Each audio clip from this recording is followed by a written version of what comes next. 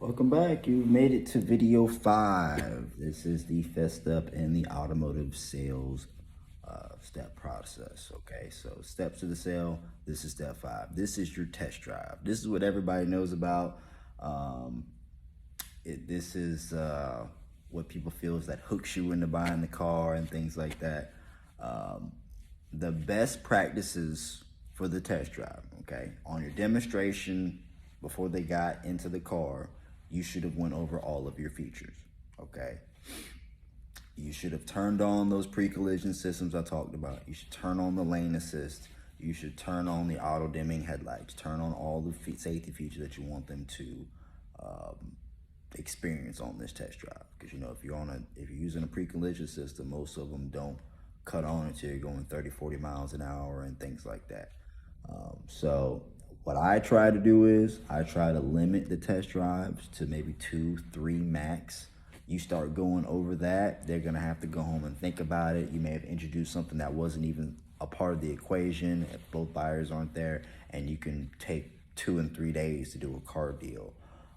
So it's a lot of times easier the more information you get on that second step, it's easier to narrow the search down. If it has the same vehicle, it's the same vehicle, same engine on the vehicle for the same vehicle, basically. Don't drive a blue one and then a red one and it's the same Civic. Don't do that. I try to limit it to 2 or 3 test drives. And say, okay, well, I can only pull 2 keys. So what are your top 2? A lot of times people want you to pull 4 and 5 keys. Okay, well, it only lets me pull 2 keys. Okay. And a lot of times you got 5 keys in your pocket. People are getting them from you. It's out in somebody else's name. So the most I'll pull is 1, maybe 2 keys. And I try to pull the one that they like the most. Okay. The closest to the range and everything. And that way if we go on that second one, okay, if this isn't it by the second test drive, okay, yeah, this is it. Okay, yeah, we'll buy this one today, Floyd. And it makes your process easier. Don't make it harder for yourself. So on the test drive, once you've done the demonstration walk and you got them in the passenger seat, or if they're driving already, don't speak.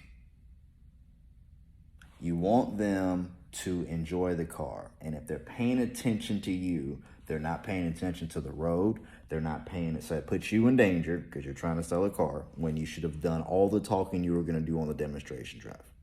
Now, if he asks you a question, answer the question. This is the time when you want to speak when spoken to. Okay. So when you get to this test drive part, okay, like I said, go on 2 or 3 more, get on the test drive, spot. You go on a test ride and everything. You want them to enjoy the vehicle, but you don't want to distract the customer. So it is important that you've done all the talking you're going to do before you got inside. And if there's something they want to ask about, answer that question. No problem, okay? It's recommended that the salesperson drive the vehicle off the lot after showing all features and completing the walk around, setting up the safety system, Apple CarPlay, and then let the customer drive back to the park in the sold area, then assume the sale. We'll be getting into assumptive selling, which is a higher percentage of you finishing your deal. We're going to be doing that as well. With the next one, when we get back, is called the trade evaluation.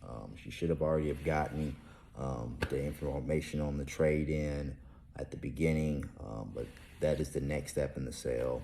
When you get back from the test drive and you're coming back inside, a lot of times what I like to do is, if I'm able to, if their car's parked in the front, if sold rows kind of over there, if I can have their car kind of closed, they can kind of, where they can see what they're going from and going into, it kind of helps. But it just depends on how your dealership is set up. So like I said, the test drive, let them basically soak in how the vehicle rides, as much information as possible based on them actually being hands-on, not you talking. So moving on to video 6, trade evaluation, and that'll help you when it's time to actually show your numbers and everything on the close and delivery. They'll know where they are on the trade. Hopefully you're right on the numbers and it all comes together.